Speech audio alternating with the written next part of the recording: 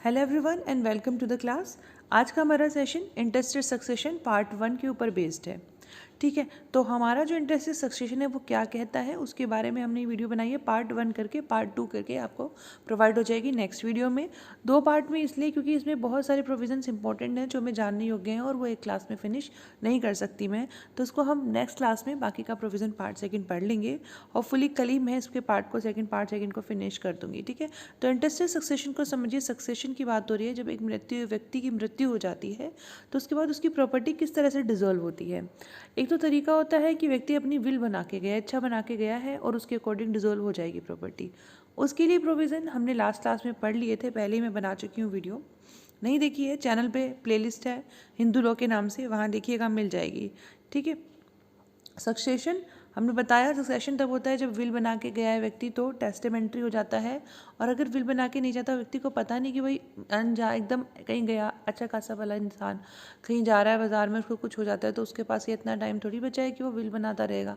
नहीं, कुछ नहीं पता ना वक्त का कि कब किस साथ क्या हो जाए। भाई कहते हैं सब कुछ हमारे हाथ में है, जन्म भी अब तो इंसान के हाथ में, मृत्यु इंसान के हाथ में नहीं। तो विल बनाने का समय नहीं होगा तो इंटरेस्टेड सक्सेशन वाले रूल एप्लीकेबल होंगे। वन विदाउट ए विल, क्योंकि व्यक्ति की जब डेथ हुई तो उसने विल नहीं बनाया था, तो प्रॉपर्टी जो पीछे छोड़ के गया वो किस तरह से डिसोल्व होगी, किस तरीके से उसके उत्तराधिकारियों के बीच में बटेगी, वो यहाँ पर ये रूल्स एप्लीकेबल होते हैं हिंदू सक्सेशन एक्ट के अकॉर्डिंग। ठीक है, तो वो उसको लेकिन हम बोलते क्या है, इंटरेस्टेड सक्सेशन बोलते हैं। अब क्लेम कौन बना सकता है? क्लेम बना सकते हैं जिसके पास लेटर ऑफ एडमिनिस्ट्रेशन हो, सक्सेशन सर्टिफिकेट हो जिसे कोर्ट इशू करती है, या फिर एक लीगल हार्डशिप सर्टिफिकेट हो। लेटर ऑफ एडमिनिस्ट्रेशन जो होता है एक ऐसा इंस्ट्रूमेंट होता है जिसे कॉम्पिटेंट कोर्ट प्रोवाइड करती है ताकि जो एसेट्स हैं डिसीज व्यक्ति की उसको उसके उत्तराधिकारियों के बीच में बांट दिया जा सके। इसको एक्वायर करने के लिए एक पेटिशन फाइल करनी होती है डिस्ट्रिक्ट या हाई कोर्ट में। सक्सेशन सर्टिफिकेट ये एक ऐसा इंस्ट्रूमेंट होता है जो एक पर्सन को जो अथॉरिटी मांग रहा होता है किस मामले में, कि जो इनहेरिट डेट्स हैं, सिक्योरिटीज़ हैं, कोई अदर मूवेबल एसेट्स हैं, उसको लेने के लिए, क्लेम करने के लिए वो जो अथॉरिटी मांग रहा होता है, तो यहाँ पर उसको जो है इशू किया जाता है succession certificate. It gives a person concern, ये उस व्यक्ति को राइट देते हैं कि जो भी एसेट्स हैं डिसीज व्यक्ति की वो रिलेवेंट पर्सनल लॉज के अकॉर्डिंग जो है उसको डिसॉल्व कर ले और रिलेवेंट जो रिलेशंस हैं उनमें कर ले, बांट ले। इसके अलावा लीगल हायर सर्टिफिकेट होता है, ये उस केस में एप्लीकेबल होता है जहाँ पर व्यक्ति को ये सर्विस बेनिफिट चाहते होते हैं सेंट्रल स्टेट गवर्नमेंट के, वो लेने होते हैं, पेंशन लेनी होती है, प्रोविडेंट फंड्स लेने होते हैं, ये सारी चीज़ें। ये डिसिसिव नहीं है, लिमिटेड स्कोप में है। लीगल हार्डशिप सर्टिफिकेट जो होता है वो रेवेन्यू ऑफिसर्स इशू करते हैं, जैसे कि तहसीलदार या तालीदार इशू करते हैं।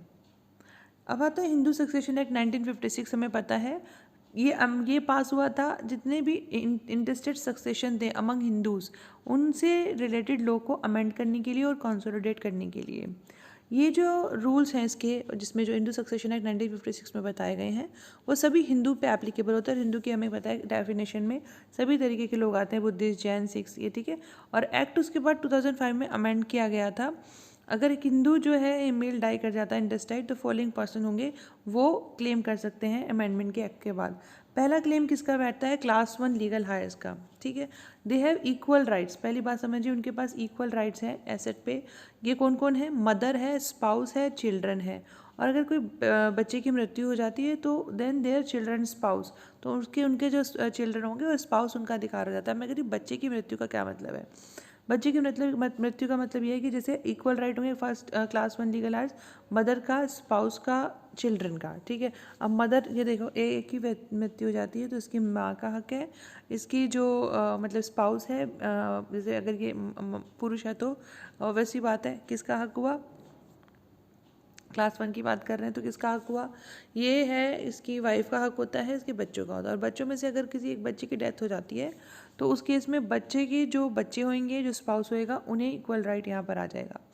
सेकंड क्लेम बैठता है कि अगर क्लास 1 हायर नहीं हो, क्लास 1 अगर नहीं होंगे तब क्लास सेकंड आती है काम करने में। क्लास 1 लीगल हायर है, प्रॉपर्टी में डिसॉल्व होती है, काम ही खत्म हो गया। ठीक है, लेकिन क्लास 1 हायर नहीं होते हैं तो क्लास सेकंड हायर जो है क्लेम बना सकते हैं। ये फादर है, सिबलिंग है, मतलब जो मृत व्यक्ति है इसके भाई बहन, लिविंग चिल्ड्रंस, ग्रैंड चिल्ड्रन, तो जो इसके बच्चे थे उनके जो पोता पोती होंगे वो, और फिर उसके बाद सिबलिंग के ग्रैंडफादर, इस तरीके सॉरी चिल्ड्रन, वो सब बना सकते हैं। थर्ड क्लेम बैठता है अगर क्लास 1 भी नहीं क्लास 2 भी नहीं है तो वह एग्नेट्स का बैठता है, और फिर एग्नेट्स भी नहीं है तो कोगनेट्स का बैठता है। तो इस पहली चीज़ तो देखो, जब एग्जाम में क्वेश्चन आएगा ना अगर इससे रिलेटेड, सक्सेशन से रिलेटेड, इंटरेस्टेड, तो आपने कैसे अटैम्प्ट करके आना। मैं आपको बहुत ईजिली समझा रही हूँ 1 बाय 1 स्टेप से। पहली चीज़ आपने डिफाइन करना है कि क्यों क्या कितने तरीके का सक्सेशन होता है। हमें पता है टेस्टामेंट्री और इंटेस्टेड। टेस्टामेंट्री विल बना के गया है, इंटेस्टेड विल बना के नहीं जा पाया। तो विल बना के नहीं गया तो रूल किस तरीके से होंगे, कहाँ पर लिखे हैं, हिंदू सक्सेशन एक्ट में। तो ये आपका क्वेश्चन मैं तैयार करवा रही हूँ किस तरह से लिखना है, ठीक है। फिर उसके बाद 2005 में एक्ट अमेंड हुआ था। ये शुरुआत में आया इसलिए था कि जितने भी रूल्स थे, लॉज थे रिगार्डिंग सक्सेशन, तो उनको कंसोलिडेट किया जा सके, अमेंड किया जा सके, सभी हिंदूज़ पे ही एप्लीकेबल होता है। और इस तरीके के रूल हैं। पहला क्लेम बनता है क्लास 1 लीगल हायर का, जिसमें कि मदर आती है, स्पाउस आती है, बच्चे आते हैं, और बच्चे में से अगर एक की डेथ हो जाती है तो उसके बच्चे और उसके स्पाउस का इक्वल अधिकार होता है। से अगर क्लास 1 लीगल हायर नहीं है तब क्लास 2 आता है। यानी अगर मदर की बात करें तो यहाँ पे फादर अगर आगे, फादर की बात हो गई, जो भाई ये सब नहीं है ऊपर, बच्चे स्पाउसेस वगैरह नहीं है, तो जो सिबलिंग होंगे वो, और जो बच्चे, हमने कहा बच्चे ही नहीं है, ये लोग नहीं है, ठीक है। तो इनके जो लिविंग चिल्ड्रन होंगे, इनके जो चिल्ड्रन है उनके ग्रैंड चिल्ड्रन की भी बात हो रही है, यहाँ पर सिबलिंग्स के चिल्ड्रन की बात हो रही है, ठीक है। अब कह रहे हैं अगर ये भी नहीं है, भाई ये भी नहीं है, ये भी नहीं है, तो दोनों ही बात कह रहे हैं कि ये भी नहीं, ये भी नहीं, तो क्या होगा। थर्ड में कह रहे हैं एगनेट्स। तो एगनेट्स क्या होते हैं, वो ब्लड रिलेटिव्स होते हैं जो मेल लिनेज से होते हैं, यानी फादर की साइड से। इसको ध्यान रखना, एगनेट जो मेल लिनेज से होते हैं फादर की साइड से। और फोर्थ क्लेम आता है कोगनेट का। अगर ये भी नहीं होते एगनेट्स भी तो फिर कोगनेट्स, तो ये आते हैं defined as the distant blood relatives of female lineage, mother की साइड के, ठीक है। तो एगनेट्स जो आएंगे वो मेल की साइड से, कोगनेट्स जो मदर की साइड से आएंगे। इन the case of Hindu female the following person can make a claim. और अगर हिंदू फीमेल की डेथ हो जाती है तो उस केस में पहला क्लेम रहता है उसके बेटों का और उसकी बेटियों का, ठीक है, और हस्बैंड, ये सब का।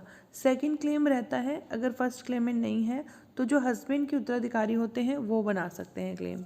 थर्ड क्लेम रहता है अगर ये लोग भी नहीं है, ये भी नहीं है, ये भी नहीं, उत्तराधिकारी भी नहीं है हस्बैंड की, तो मदर और फादर क्लेम बना सकते हैं किसके, फीमेल के।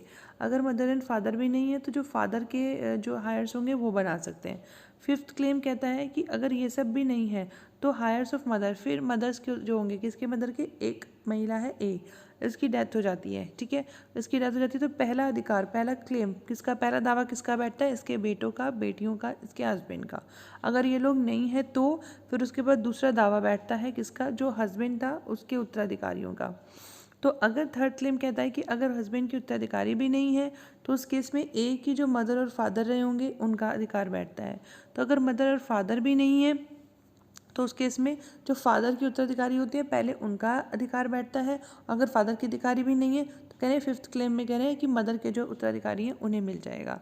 In the case of Hindu dies intestate and without any heirs as above mentioned, the property devolved to the state government under the procedure of the law। और अगर इनमें से कोई भी नहीं जो हमने अभी पढ़े हैं तो क्या होगा, जो लॉ है, लॉ ने बनाए प्रोसीजर बनते हैं उसके अकॉर्डिंग जो प्रॉपर्टी है वो कहाँ चली जाएगी, वो जो होगी वो स्टेट गवर्नमेंट के पास चली जाती है। अब देखो हिंदू सक्सेशन एक्ट का सबसे इंपॉर्टेंट सेक्शन है 8 जो हमें स्टार्टिंग में पढ़ना है। ये सर्टेन रूल्स बताता है सक्सेशन ऑफ प्रॉपर्टी के। जब अगर क्या होता है हिंदू मेल की मृत्यु हो जाती है इंटेस्टेट, इस एक्ट के आने के बाद सेक्शन 8 में ये बात बताई गई। These rules are to be read along with the schedule as well as other sections pertaining to the same. ये रूल जो है वो स्केड्यूल के बिना नहीं पढ़े जाएंगे, जहाँ पर डिटेल में बताया गया एग्नेट, कोगनेट एंड ऑल सारी चीज़ें। और उसके अलावा 9 और 13 को भी हमें जो है ध्यान से पढ़ना है। उससे पहले कुछ इंपॉर्टेंट टर्म्स एंड डेफिनेशन समझ लो कि एग्नेट क्या होता है, कोगनेट क्या होता है, हायर क्या होता है, इंटरेस्टेड क्या होता है, रिलेटेड क्या होता है, ठीक है। तो पहला है एग्नेट। एग्नेट सेक्शन 3 के क्लोज 1 के सब क्लोज ए में डिफाइन किया गया है कि एक व्यक्ति को एग्नेट बोला जाएगा जब दोनों जो है वो ब्लड और अडॉप्शन से मेनली थ्रू मेल्स के थ्रू जो है वो रिलेटेड है, कैसे ब्लड से या फिर अडॉप्शन से, यानी अडॉप्टेड होगा जो बच्चा होगा या जो भी इसको हम रिलेशन में मान रहे हैं वो भी अडॉप्शन को भी माना गया है यहाँ पर, क्या पर मतलब बिल्कुल वही हक है जो कि ब्लड वाले का है, ठीक है। कोगनेट की बात करें तो कोगनेट डिफाइन किया गया है सी में। अब इसको याद करने का तरीका यही है कि कोगनेट भी सी से स्टार्ट होता है और ये सी में है, ये एग्नेट से स्टार्ट होता है, ए से स्टार्ट होता है, ये भी ए क्लोज में है। तो क्लोज सेक्शन 3(1) तो हो ही गया। क्लोज ऐसे याद हो जाओ कि सी से है तो सो कोगनेट हो गया। भाई हमें पता है ज़्यादातर डेफिनेशन ऐसी ही मिल जाती है हमें, कभी कभी ज़्यादातर, है ना। तो कोगनेट में कह रहे हैं कि एक पर्सन डिफाइन करता है, डिफाइन किया जाता है कोगनेट के तौर पे अगर एक पर्सन जो है वो दूसरे व्यक्ति से रिलेटेड होता है। कैसे? या तो ब्लड या अडॉप्शन के थ्रू, बिल्कुल ऐसे ही, लेकिन यहाँ पर जो है मेल की तो यहाँ पे बात करें, बट नॉट हुली थ्रू मेल्स हो, मेल के थ्रू नहीं, मतलब इनडायरेक्टली क्या बोल दिया, फीमेल के थ्रू। अब हायर की बात हुई तो हायर का मतलब यहाँ पे मेल या फीमेल पर्सन है जो कि रिसीव के लिए प्रॉपर्टी की जो इंटरस्टेट है, जो व्यक्ति मृत हो गया बिना वसीयत लिखे चला गया, उसकी प्रॉपर्टी को रिसीव करने के लिए जो एंटाइटल्ड है उनको कहते हैं हायर, उत्तराधिकारी। और इंटरस्टेट का मतलब होता है एक पर्सन जो बिना लिखे अपनी विल को छोड़े जो है मर जाता है, उसकी मृत्यु हो जाती है। रिलेटेड का मतलब होता है कि रिलेशनशिप बिटवीन द किन, जो कि मतलब जैसे दो व्यक्ति हैं तो किस तरह कितना क्या रिलेशनशिप है वो, जो कि कह रहे हैं। अब इसमें इंपॉर्टेंट बात देखनी है कि वो लेजिटिमेट होना चाहिए। इलेजिटिमेट की कह रहे हैं कि इलेजिटिमेट चिल्ड्रन जो है वो मदर से रिलेटेड होने चाहिए, must shall be deemed to be related to their mother and no and to one another, and the legitimate descendant shall be deemed to be related to them and व to one another. वो एक दूसरे से related माने जाएंगे, mother से related माने जाएंगे लेजिटिमेट चिल्ड्रन, लेकिन कह रहे हैं कि लेजिटिमेट होने चाहिए जब हमने यहाँ पर रिलेशनशिप की बात की है। तो सेक्शन 5 भी इंपॉर्टेंट है, कहता है कि एक्ट जो है वो कुछ प्रॉपर्टीज़ के ऊपर एप्लीकेबल नहीं होता। कौन सी प्रॉपर्टीज़ के ऊपर? सबसे पहली चीज़ कहना है कि ऐसी कोई भी प्रॉपर्टी के ऊपर नहीं एप्लीकेबल होता है जो कि इंडियन सक्सेशन एक्ट 1925 में इंक्लूड की गई है। यानी कि अगर ऐसी कोई प्रॉपर्टी है जिसमें इंडियन सक्सेशन एक्ट 1925 के प्रोविज़न एप्लीकेबल होते हैं, जहाँ पर इंडियन सक्सेशन एक्ट बताता है कि ये वाली प्रॉपर्टी का फलां तरीके से हमें जो है डिजोल्व करना है, तो जब वहाँ ऑलरेडी 1925 में प्रोविज़न दिए हुए हैं तो यहाँ पर यानी हिंदू सक्सेशन एक्ट उसको डिस्टर्ब नहीं करेगा। ठीक है, ये आ गया यहाँ पर। ठीक है, कोई भी स्टेट है जो कि मिलती है एक सिंगल जो कि एक सिंगल हायर को मिलती है, क्योंकि कॉन्वेनेंट है ऐसा या एग्रीमेंट है by ruler of any Indian state और किसके साथ, with the government of India के साथ हुआ है, by the terms of enactment pass before the commencement of this act. ठीक है, फिर कह रहे हैं विलम्मा थमारोन कोविलंग, एक मिनट, ये देखिए, वलियम्मा थम्पुरन Kovilagam State and the Palace Fund administered by the Palace Administration Board by reason of the powers conferred by proclamation dated 29th June 1949। तो कह रहे हैं कि ये जो है वो इन एक्ट्स पे एप्लीकेबल नहीं होता, इन एक्ट पे भी नहीं होता जो रूलर ऑफ इंडियन स्टेट और गवर्नमेंट के साथ कोई कॉवेनेंट एग्रीमेंट हुआ हो, एक सिंगल हायर को प्रॉपर्टी जारी है ऐसे पे, और जब इस तरीके के रूल हैं ये यहाँ पर भी एप्लीकेबल नहीं होता। और इंडियन सक्सेशन एक्ट की कोई प्रॉपर्टी जहाँ पर प्रोविजन दिए वो एप्लीकेबल नहीं होते। किस वजह से? By reason of the provision contained in section 21 of special marriage act. Section 8 कह रहा है जनरल रूल्स ऑफ सक्सेशन है in the case of males. Very very important section है, वेरी वेरी इंपॉर्टेंट सेक्शन है। सेक्शन 8 बताता है कि general instructions क्या होंगे, किस तरीके से एक मेल के इंटरस्टेट होगा जब व्यक्ति जो है प्रॉपर्टी छोड़ के गया है लेकिन लिख के नहीं गया, तो किस तरह से प्रॉपर्टी डिसॉल्व होएगी। कह रहे हैं firstly upon the preferential heirs being the relative specified class 1 for the schedule. ये मैंने आपको इसीलिए स्टार्टिंग में बता दिया तो कि हम फटाफट आगे के सेक्शंस कर लें। तो क्लास 1 में जब बात की उन्हें प्रेफरेंशियल ट्रीटमेंट मिलेगा बाकी सब पे, तो कह रहे हैं be firstly upon the preferential heirs being the relatives, क्यों प्रेफरेंशियल जो मिलेगा उन्हें, बाकी सबके ऊपर प्रेफरेंस दी जाएगी। तो क्लास 1 वाले को पहले होगा, फिर सेकेंडली अगर प्रेफरेंशियल हायर नहीं है क्लास 1 में तो कह रहे हैं फिर उसके बाद सेकंड जो होंगे क्लास वाले उन्हें मिलेगा, और कह रहे हैं फिर वो भी नहीं है तो फिर उसके बाद कितने मिलेगा, एगनेट को, सेक्शन 12 में बताया। और लास्टली अगर एगनेट नहीं है तो कोगनेट, तो मैंने आपको ये सेक्शन पहले समझा दिया था, सेक्शन 8। फिर heirs in first class first, तो क्लास फर्स्ट के क्या हायर्स है मैंने आपको बता दिया। इसमें यहाँ पर हमने चिल्ड्रन की तो बात की, यहाँ पर अडॉप्टेड चिल्ड्रन सन्स और डॉटर भी आएंगे इसके अंदर। अगर चिल्ड्रन बोर्न होते हैं आउट ऑफ वॉइड और वॉइडेबल मैरिज तो उन्हें लेजिटिमेट कंसीडर किया जाएगा बाय वर्च्यू ऑफ सेक्शन 16, और इसीलिए उन्हें सक्सेशन भी मिलेगा। विडो की बात करें तो वो भी इंटाइटल्ड होती है प्रॉपर्टी की अलोंग विद दूसरे हायर्स के साथ में। ठीक है, दूसरे हाथ के साथ में विडो भी इंटाइटल्ड होती है। और अगर एक से ज़्यादा विडो होती है तो उस केस में वो जॉइंटली करते हैं शेयर को, मतलब जो जॉइंटली इनहेरिट करते हैं। ठीक है, जितना भी उनका शेयर बनता है जॉइंटली वो करते हैं और वो इक्वली उनके बीच में डिवाइड होता है। अब दो विडोज़ की बात करें तो Next clause, the widow is entitled to inherit from her deceased husband property even if she remarries after death. देखो हमारा जो CRPC 125 है वो ये कहता है कि अगर दूसरी शादी कर लेती है महिला तो उसको मेंटेनेंस नहीं मिलती, अगर मतलब स्पाउस दूसरी शादी कर लेता है तो मेंटेनेंस नहीं मिलेगी। लेकिन हमारा ये सेक्शन हमारा कहता है हायर क्लास 1 की बात करते हुए कि विडो भी तब भी एंटाइटल है अगर वो उस व्यक्ति की मृत्यु के बाद में डिसीज जो है उसकी प्रॉपर्टी में हक की बात हो रही है, तो उसकी मृत्यु के बाद दूसरी शादी कर ले रही है तब भी उसकी जो है प्रॉपर्टी से हक नहीं जाएगा। फिर कह रहे हैं the widow of the predeceased son will inherit with the other heirs, however right along with the rights of the children of the predeceased son will exist to the extent of the share of the predeceased son. जो predeceased सन है उसके extent के according ही रहता है उसका अधिकार, जैसे कि वो अलाइव रहता। डॉटर जो होती है वो इंडिविजुअल कैपेसिटी में उसी तरीके से कर सकती है जिस तरीके से बाकी करते हैं। हमें अच्छे से पता है पुत्रियों का भी सेम अधिकार रहता है। Property also succeeds to a share along with other heirs virtue of section 14। फिर नेक्स्ट आइए केस तो है इसमें जयलक्ष्मी वर्सेस गणेश अय्यर का केस। यहाँ पर ये कहा गया था कि अगर एक महिला की अनचेस्टिटी होती है तो भी उसको इनहेरिटेंस करने से उसको जो है बार नहीं किया जा सकता। अगर ये when if she is divorce और रीमैरिड शी इज़ एंटाइटल, हमने अच्छे से कहा कि उस मृत्यु के बाद अगर उसकी शादी हो जाती है, अभी हमने पढ़ा, तो भी जो है वो प्रॉपर्टी में हक रखती है। यहाँ पर मदर की बात हो रही है, यहाँ पर अडॉप्टिव मदर भी इंक्लूड कर ली जाएगी। और इसके अलावा अगर ये अडॉप्टिव मदर की बात हो रही है तो नेचुरल मदर होगी, उसके पास अधिकार नहीं होगा इंटेस्टेड की प्रॉपर्टी में आने का। मदर के पास जो इनहेरिट का अधिकार बताया है, mother is also entitled to inherit the property of her illegitimate son by virtue of section 3 sub close 1 सब क्लोज जे। तो उसको इलेजिटिमेट सन से भी लेने का अधिकार है। क्लास 1 की क्लास 1 की बाद क्लास सेकंड करते हैं। All heirs in class second take cumulatively and not simultaneously, that is they succeed in orders of entries 1 to 9 and higher in the higher entries excludes all the heirs in the lower entries। हमने अच्छे से पढ़ लिया भाई, पहले वाले जो class होगी वो प्रेफरेंशियल ट्रीटमेंट मिलेगा उनको, फिर अगर वो नहीं होंगे तभी दूसरी क्लास पे जाएगा। ठीक है, तो ये हमने पढ़ लिया है, इसको मैं दोबारा नहीं बताती।